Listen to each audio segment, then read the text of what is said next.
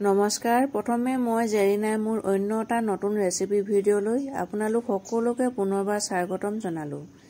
আজি মই দেখাবলৈ গৈ আছোঁ জলফাই আচাৰ কেনেকৈ বনাব পাৰি। সকলোৱে বেলেগ বেলেগ ধৰণে আচাৰ বনায়। আজি মই কেনেকৈনো জলফাই আচাৰ বনাম জানিবৰ কাৰণে ভিডিঅ'টো শেষলৈকে চাব আৰু আশা কৰিছোঁ ভিডিঅ'টো চাই আপোনালোকে ভাল পাব। তেনেহ'লে আহকচোন বেছি দেৰি নকৰোঁ, ভিডিঅ'টোৰ মাজলৈ আগবাঢ়ি যাওঁ। ইয়াৰ বাবে মই 1 কেজি জলফাই ভালদৰে ধুই লৈছোঁ। এখন কেৰাহীত ডাঙৰ কাপেৰে 5 কাপমান পানী গৰম কৰি লৈছোঁ। পানীখিনি অলপ গৰম হোৱাত জলফাইখিনি দি দিছোঁ আৰু জলফাইখিনি মই হাই ফ্লেমত 10 মিনিটমানৰ কাৰণে সিজিবলৈ ৰাখি দিম। মাজে মাজে চেক কৰি থাকিব আৰু জলফাইখিনি ওলোটাই থাকিব। জলফাইখিনি 50% সিজাৰ পাছত পানীৰ পৰা উলিয়াই ল'ব। মই গুটিখিনি উলিয়াই ল'ম, সেয়েহে আৰু অলপ সিজিবলৈ দিছোঁ। যেতিয়া জলফাইবোৰ ফাটি উঠিব তেতিয়াই মই পানীৰ পৰা উলিয়াই ল'ম। জলফাইবোৰ ফাটি উঠিলে গুটিবোৰ উলিয়াবলৈ সহজ হয়। এতিয়া মোৰ জলফাইবোৰ ফাটি আহিছে আৰু মই এটা খৰাহীত উলিয়াই লৈছোঁ।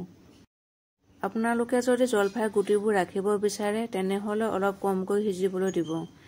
এতিয়া জলফাইখিনি পানীৰ পৰা গোটেইখিনি উলিয়াই ল'লোঁ আৰু এইখিনি 2 পৰা 3 ঘণ্টামানৰ কাৰণে এখন চালনীত ৰ'দত পানীখিনি টুক যাবৰ কাৰণে মেলি দিম। এতিয়া মই ৰ'দৰ পৰা জলফাইখিনি আনিলোঁ আৰু ধুনীয়াকৈ পানীখিনি শুকাই গ'ল। এতিয়া এটা বাচনত মই এনেকৈ এপিচ এপিচকৈ কাটি ল'ম।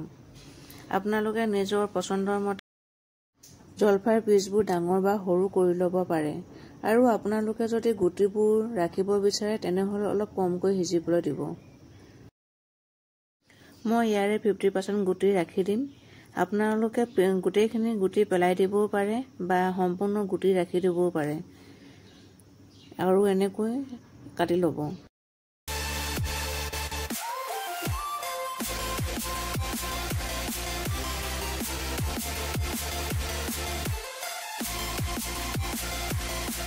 জলফাইখিনি মই সম্পূৰ্ণকৈ কাটি ল'লোঁ আৰু জলফাইখিনিত এতিয়া মই হালধি মিক্স কৰি ৰ'দত 2 দিন বা 3 দিনৰ কাৰণে শুকাবলৈ দিম।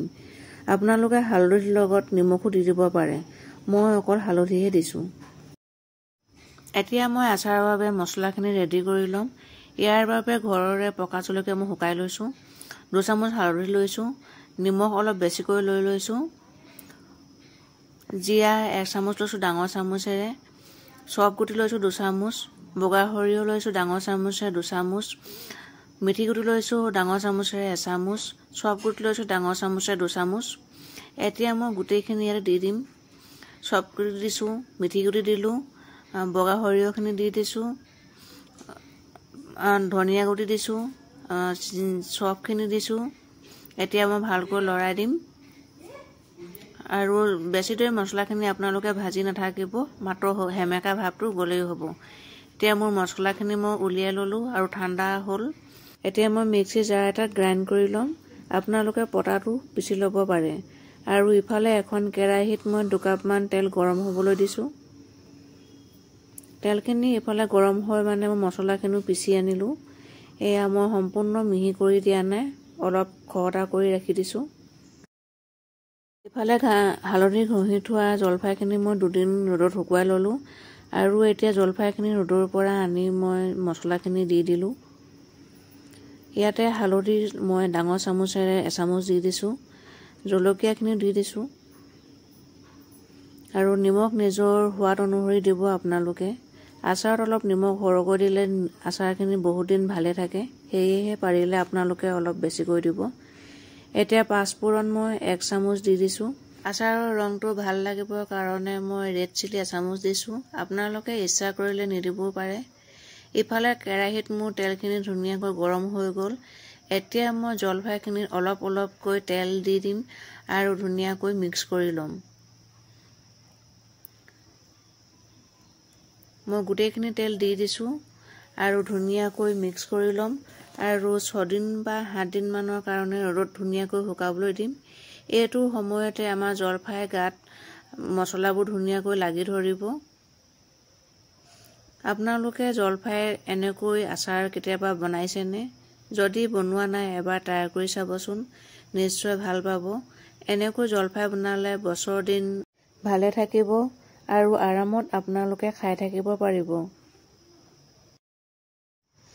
4-5 দিনমান মোৰ ৰ'দত শুকোৱাৰ পাছত জলফাইখিনি এয়া চাওকচোন কিমান ধুনীয়াকৈ মছলাবোৰ জলফাই গাত লাগি ধৰিছে। আপোনালোকে ৰ'দত দিওঁতে মাজে মাজে এনেকৈ লৰাই থাকিব। আৰু ৰ'দৰ পৰা মই জলফাইখিনি আনিলোঁ। এতিয়া ঠাণ্ডা হোৱাৰ পাছত মই 2টা চিচাৰৰ বটল ধুই ৰ'দত শুকুৱাই লৈছিলোঁ আৰু মই এতিয়া ধুনীয়াকৈ বটলত ভৰাই থ'ম। আপোনালোকে যিটো বটলত আচাৰ ভৰাই থ'ব চামুচেৰে উলিয়াওঁতে তিতা চামুচ নল'ব। পানী লাগিলে আচাৰবোৰ ভেঁকুৰে ধৰে। সেয়েহে সদায় শুকান চামুচ ব্যৱহাৰ কৰিব আৰু মাজে মাজে ৰ'দত দি থাকিব। আচাৰৰ বটল ৰ'দত দিওঁতে আপোনালোকে সাঁফৰখন খুলি দিব আৰু ভিতৰলৈ অনাৰ পাছত ঠাণ্ডা হোৱাৰ পাছতহে সাঁফৰখন লগাই থ'ব। মোৰ 2টা বটলতে আচাৰখিনি মই ভৰাই ল'লোঁ আৰু এনেকৈ আচাৰ বনালে আপোনালোকে এতিয়াৰ পৰাই পৰিৱেশন কৰিব পাৰিব। মোৰ ভিডিঅ'টো যদি আপোনালোকে ভাল পালে তেনেহ'লে লাইক, কমেণ্ট আৰু শ্বেয়াৰ কৰি দিব। বন্ধুবৰ্গৰ লগত আৰু মিত্ৰ কুটুমৰ লগতো শ্বেয়াৰ কৰি দিব বুলি আশা কৰিলোঁ। যদি মোৰ ভিডিঅ'টো ভাল পালে আৰু মোৰ যদি নতুন ভিউৱাৰ্ছ হয় আপোনালোকে মোৰ চেনেলটো ছাবস্ক্ৰাইব কৰি ৰাখিব আৰু কাষতে থকা বেল আইকনটো প্ৰেছ কৰি দিব। তেতিয়াহে মোৰ আহিবলগীয়া ভিডিঅ'বিলাকৰ নটিফিকেশ্যনবিলাক আপোনালোকে আগতীয়াকৈ পাই থাকিব। মোৰ ভিডিঅ'টো শেষলৈকে চোৱাৰ বাবে আপোনালোকক বহুত বহুত ধন্যবাদ জনালোঁ। আকৌ এটা নতুন ৰেচিপি ভিডিঅ'ৰ সৈতে আপোনালোকৰ লগত আকৌ কথা পাতিম।